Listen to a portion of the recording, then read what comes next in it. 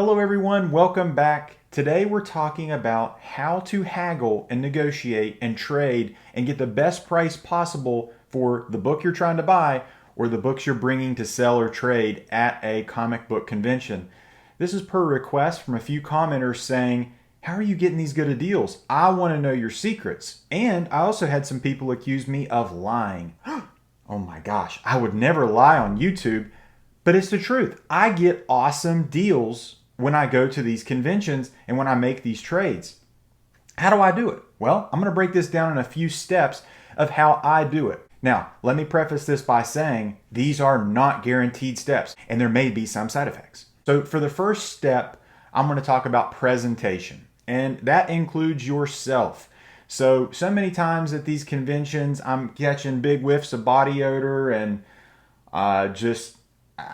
somebody not been brushing their teeth, and just you know the smells. You know the smells of the comic book convention. Just maybe brush your hair if you have some. Maybe wear some deodorant, some Axe body spray. Give the teeth an old brush. Maybe trim the neck beard situation up. Don't look scraggly. Just be presentable, because for all intents and purposes, you are making business decisions. You are making business things happen. You're talking about real money, potentially thousands of dollars. Also, just wear something decent. I mean, obviously, I wear silly ripped apparel clothes. Go check them out if you haven't already. But I wear like silly kind of clothes and clothes that kind of can start a conversation potentially, but you don't have to do that. Just wear something presentable. Don't be looking like Jesse Pinkman from Breaking Bad walking in there, because you're probably not going to get a whole lot of respect. I hate saying that, but you're just not. Step 2, social skills. So I know a lot of us comic book people and nerds in general, we struggle with this because, let's face facts, we don't particularly like social interaction. We prefer to be curled up with a comic book, right? Well, you need to have developed some sort of social skills in these situations. Get to know the dealer, kind of talk, make small talk, get warmed up to the person. One of the things I do is, if I'm looking at a book or I'm interested in something, I'm talking about the book. Oh, this book's hot right now. Oh, this book's going up. Have you watched the Disney Plus show? Have you seen the movie? Have you read this storyline? Things like that. Get talking to the person. Get comfortable with this person. Make this person actually like you, sort of. Manners are a huge thing. Yes, sir. No, sir. Obviously, you don't want to go overboard with this, but you want to be respectful of this person. Be relaxed. Be witty. Have fun. This is what you're here for. This is why you're wanting to do this. Just be relaxed. Be yourself. Don't try to be something that you're not. And another thing, I have had a lot of people comment about me wearing my camera.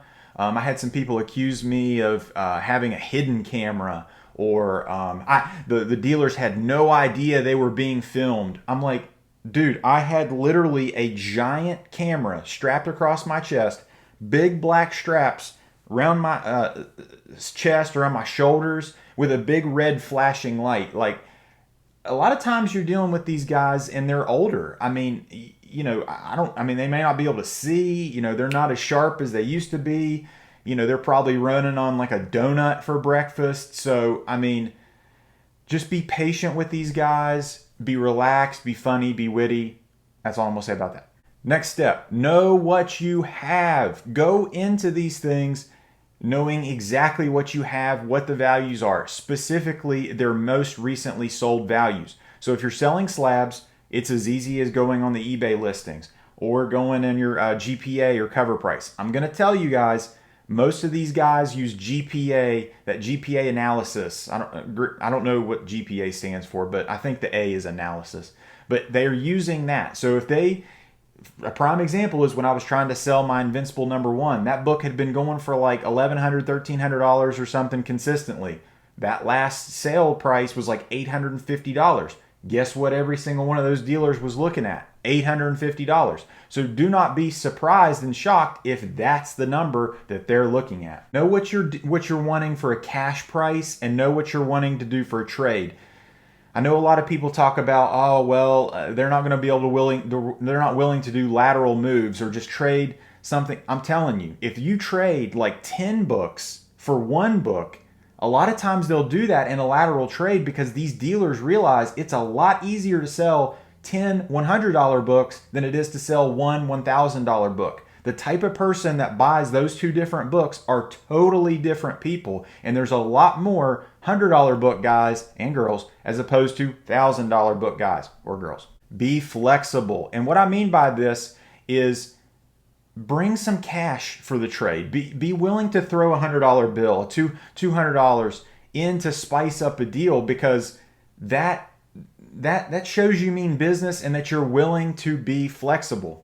And by being flexible, that also means that you're willing to sell everything or trade everything at once, or that you're willing to pick apart your collection. This gets back into step 3, where it's like, maybe have an idea of exactly what you have going into it. Don't be surprised. Don't get caught off guard. It's like, well, how much was that? I was wanting 1,000, I think, maybe. Don't. And when you're in the heat of the moment, this is a lot easier said than done. Don't get lost in your how much money you have tied up in these things. Step 5, shop around.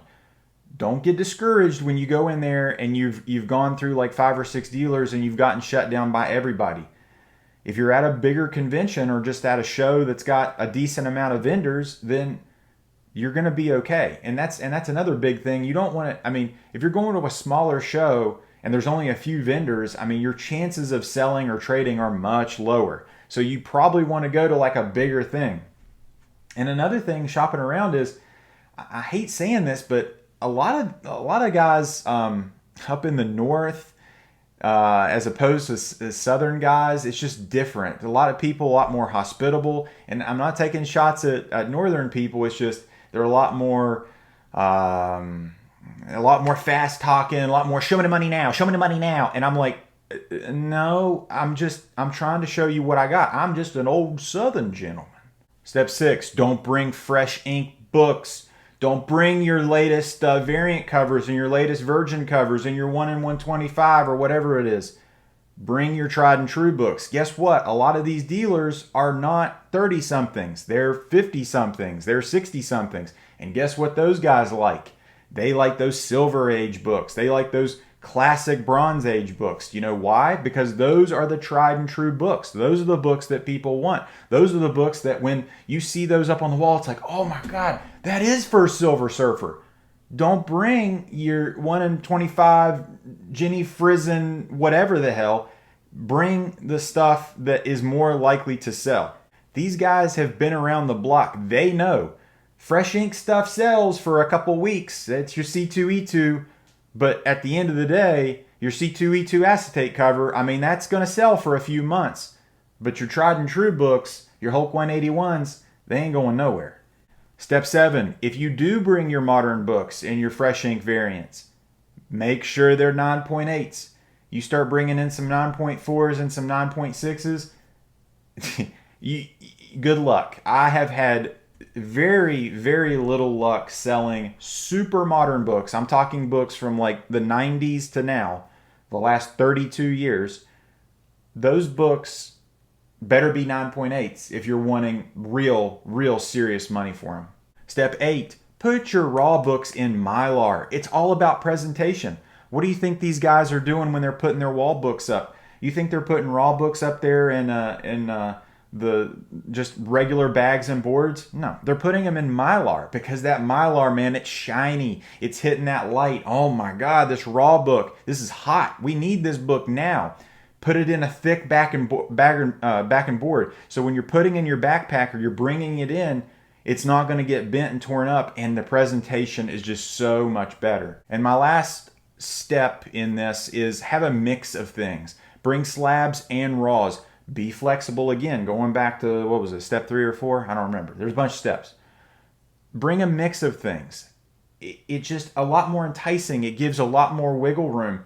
A lot of guys don't want to deal with slabs. They're not slab dealers. Other guys are just slab dealers. So, bring a mix. Be flexible. As Bruce Lee says, and I keep saying this in my videos, be water. Guys, I hope you guys enjoyed this video. If at any point in time you like this video, give it a thumbs up. And if you like this video, subscribe for more. Take care.